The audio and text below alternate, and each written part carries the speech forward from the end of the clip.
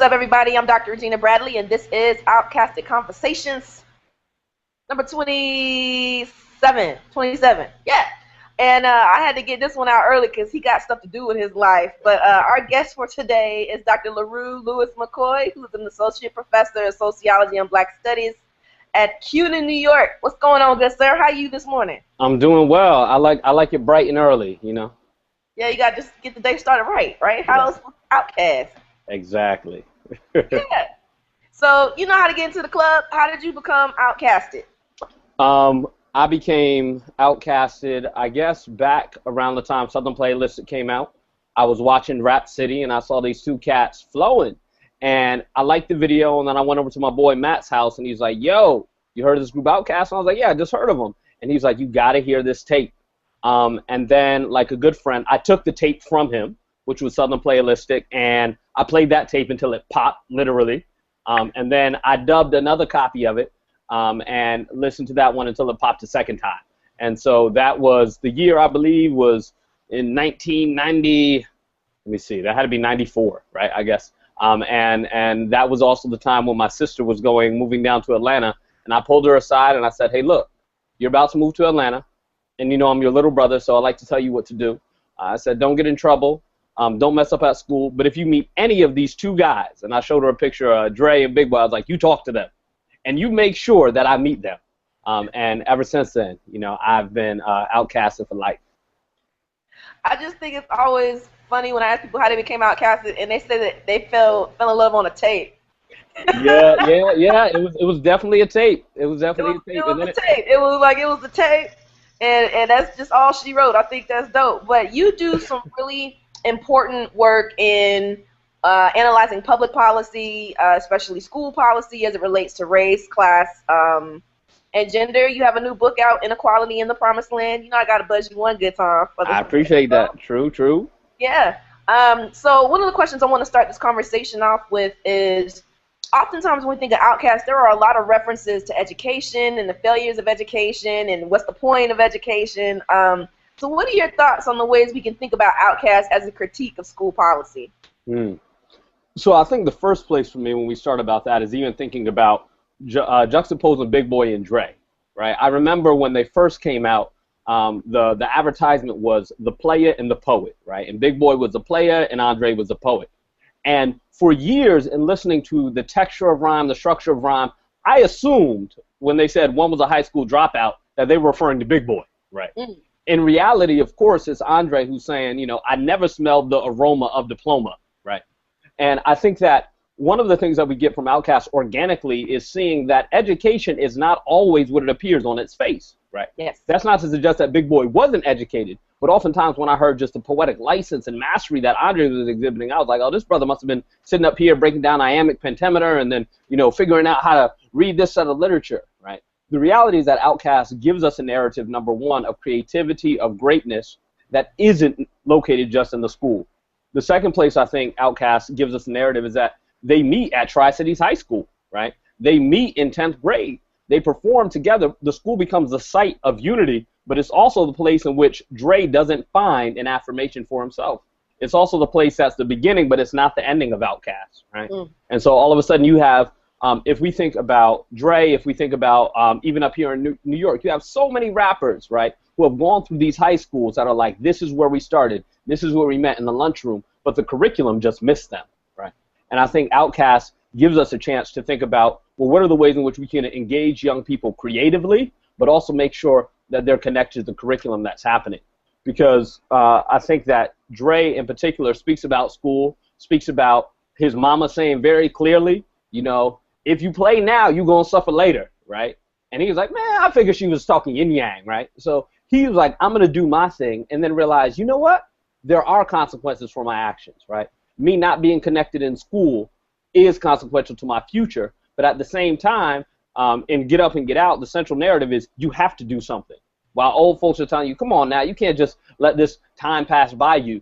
Both Dre and Big Boy and CeeLo in this case were saying, let me move forward. So I think there are a lot of supple places to begin to think about where education connects to us and where we get missed by education. I think that when you're talking about get up, get out, there seems to be like it's not necessarily an over-exaggerated statement, but I know growing up in the South that in my house that was the number one rule. You can do what you want, but you got to get your schoolwork. You got to get your schoolwork. Education is an opportunity. Education is a privilege because of the fact that there's so much historical strife associated with the African American community and educational pursuit. You know what I'm saying? So when I think about Outkast and that connection, I think it's kind of a I don't necessarily think it's a critique of the shortcomings of the civil rights movement in that aspect, but I'm curious to hear your thoughts about, like, you talked about how it was creating an alternative format for thinking about this idea of curriculum. But how does that speak to gender? You know what I'm saying? Like, oftentimes, I know they were talking about personal experience being Southern and young and black specifically in Atlanta, but, in a larger conversation, what is the connections between race, gender, and education? And I know you talk about this in your book, so how can we connect those together? Well, I think we have to, so speaking to the first part, right, there is a deep and long tradition that folks just kind of skip over with black folks fighting for school, desiring school, emphasizing school. If we're not careful, we'll fall into the narrative of black folks just don't care, right? No, frankly, black folks have probably been the most invested in education out of any group in this country, right? At the same time, when we get into schools, we see that the intersection of race and gender looks different, right? So sometimes African-American males are put into places and tracks that don't make them college ready, right? That don't put them into further opportunity. At the same time, schools are sometimes identified by folks as more feminine spaces, but I think there is a counter narrative to that too, where many women who are in school aren't being tended to because there's a narrative around black boys in crisis, right? So I love Outkast to death, but 9 out of 10 times when they talk about women, it's a woman who's an accessory, right? Like, remember Sasha Thumper? Yeah. And let's think back to Sasha Thumper's life, but Sasha Thumper never gets to be someone that we know fully, right? And so in the space of school, sometimes because we assume black girls are doing okay, black men get attention and black boys get attention to the exclusion of girls. I think the solution is somewhere in between. What are the unique dynamics that are influencing adolescent boys? What are the dynamics that are influencing adolescent girls? And how do we make sure folks have a safe middle ground? There was recently, Big Boy put up a tape on his Facebook from him performing a song about teenage pregnancy back at Tri-Cities, right? And I thought it was amazing because it's like you see him Big Boy rapping just by himself and messing up and doing takes. But the message still was one of, hey, young girl, you out here being fast, you thought it was going to be cool to have a baby, and now you're pregnant, what we going to do with you, right? And it's still this moralizing tone of, girls, we got to watch you because you're fast, right? What's it mean to say, both boys and girls, let's talk about what it is to have healthy sexual engagement, right? Because Big Boy in his later rhymes, of course, is always talking about safe sex, right? He's like, let me be very clear, right? That's like tipping every month on schedule, and he ain't trying to do that, right? And so I think there are places for us to think about the intersection of gender, how education falls into it, because a lot of places in the South, unfortunately, still emphasize an abstinence-only education, which I think is fundamentally dangerous. I mean, it's the South and the North and the Midwest and the West, right? But we know young people are going to engage each other. We know young people have unique struggles, and we should be doing things proactively to give them tools to deal with that. So, something else that you also talk about, I know a lot of people talk about this, but I remember you specifically, is this idea of black male privilege, and how that connects to this idea of I could talk about it X, Y, and Z, but not necessarily critically engage it. So, when we talk about this idea of the curriculum and educational spaces, oftentimes we think about, or inadvertently think about the connections between black male privilege and being able to weave these constructions of girlhood and womanhood in ways that aren't necessarily critically engaging of the role that masculinity plays, or how it intertwines and makes it messy. Curious to hear your thoughts about, some of the ways that Outkast presents that idea of black male privilege, or if I didn't quite articulate it the way that you were talking about, you can correct me here. Nah, and Dr. Bradley, you're always on the money. So when I speak particularly about black male privilege, I'm talking about gender privilege that African American males have over black women, right? So the idea that brothers would engage sisters and look at them as simply accessories or disposable, right?